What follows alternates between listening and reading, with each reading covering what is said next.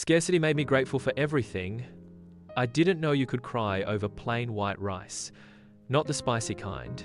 No stew, no protein. Just rice boiled, a little sticky, slightly overcooked. It was the only thing left in my cupboard. I sat there, cross-legged on the kitchen floor, bowl in hand. No fork, just using my fingers. It was quiet. Too quiet. My stomach had been aching all day, but I'd gotten used to that. As the first bite touched my tongue, I exhaled. Slowly, heavily. I hadn't realized how much tension I'd been carrying. I hadn't eaten properly in 3 days. The taste of something warm, something filling it cracked, something open, and I wept. Not from sadness, not even shame, but because that bowl of rice, in that moment, was enough. It filled me, not just physically, but emotionally. I didn't feel lucky, but I did feel alive. I stared at the grains, hands trembling, wondering how I got here. A month ago, I was budgeting for brunch. Now I was grateful for leftovers. I used to scroll past gratitude quotes on Instagram, thought they were corny, naive. Then came the year that changed everything. It started with a late paycheck, then cancelled shifts, then a surprise rent increase. I'd been proud. I'd worked. I didn't ask for help. But the world doesn't always reward effort with stability. That night, sitting in silence, I realized something. Scarcity doesn't always roar. Sometimes, it whispers. It creeps in, until you're left with nothing but a bowl of rice and your thoughts. And somehow that's where I found clarity. Rewind. It didn't happen all at once.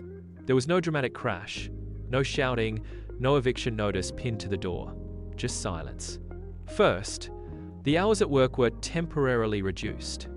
I told myself it was fine, things would pick up next month. I could manage. Then the shift cancellations began. We'll call if anything opens up, they said. They didn't call. Rent came due. I was short. I stretched, borrowed, shifted money between accounts, hoping the delay would buy time. Then the card declined at the supermarket. And I still remember the moment I checked my banking app and saw it. £0.7. Credit card? Maxed. Emergency fund? I'd never built one. Job? Still listed me as on hold. Friends? I didn't tell them. I started cutting. Netflix gone, Spotify gone. Weekly takeaways replaced with instant noodles. I sold an old phone, a pair of heels I hadn't worn in years, a jacket I used to love. It wasn't survival, it was rearranging the pieces of a puzzle with too many missing parts. I walked everywhere, not for fitness, for savings. I found new habits, like timing my evening walks to pass the bakery just before closing when they tossed out what didn't sell. Shame came slowly, not loud, not obvious. Just a quiet, constant tension in the chest. I told myself this was temporary, a dip, a glitch. But scarcity doesn't knock, it tightens. It starts with cutting luxuries, then essentials, then pride. I began rationing toilet paper, measured spoonfuls of rice, used candles to save electricity. You learn to adapt when the only other option is collapse. And through all of this, I never once screamed. I never shouted. I just kept adjusting. Until one day, I looked around and realized this was no longer a rough patch. This was my new normal. The fridge hummed, but there was barely anything inside it. A jar of mustard, half an onion, water in an old juice bottle. The hum was louder than usual. Or maybe the silence around it just made it seem that way. The electricity meter blinked red. I had less than 2 of credit left. Every hour was a countdown. I learned to unplug everything at night, even my phone charger. I started counting toilet paper sheets. Not out of obsession, out of necessity. 10 squares per visit, that was the rule. Scarcity makes you aware of things you used to ignore. The things you wasted without blinking now became small luxuries to be rationed, protected. I cut old t-shirts into cleaning rags, saved pasta water to reuse for boiling rice. I boiled tea bags twice. Toothpaste was squeezed down to the last molecule, but it wasn't just about survival, it was about unlearning. Unlearning habits of waste, of excess, of taking things for granted. I used to throw away leftovers without thinking, buy food I didn't finish. Now, I knew the value of half a cup of rice, the comfort of a slice of bread. I used to order gadgets I didn't need. Now, I stitched up my old backpack with a needle and dental floss. Scarcity didn't just strip me, it educated me. It taught me that I didn't need more. I needed less, used better. It taught me patience, like waiting for sunlight instead of turning on a bulb. And gratitude like being thankful that the kettle still worked.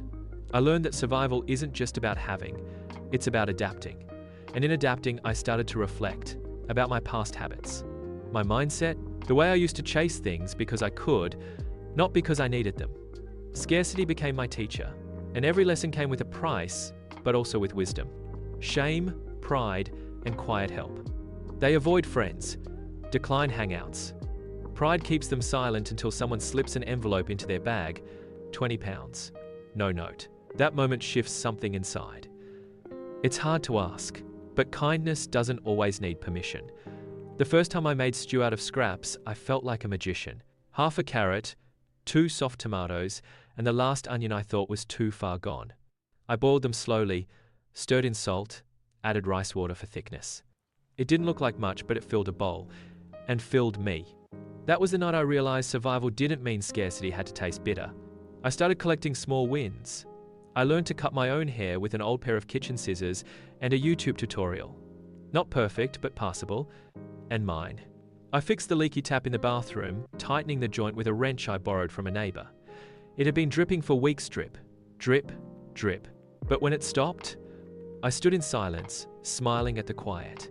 No applause, no Instagram post. Just me, proud of something tiny that mattered.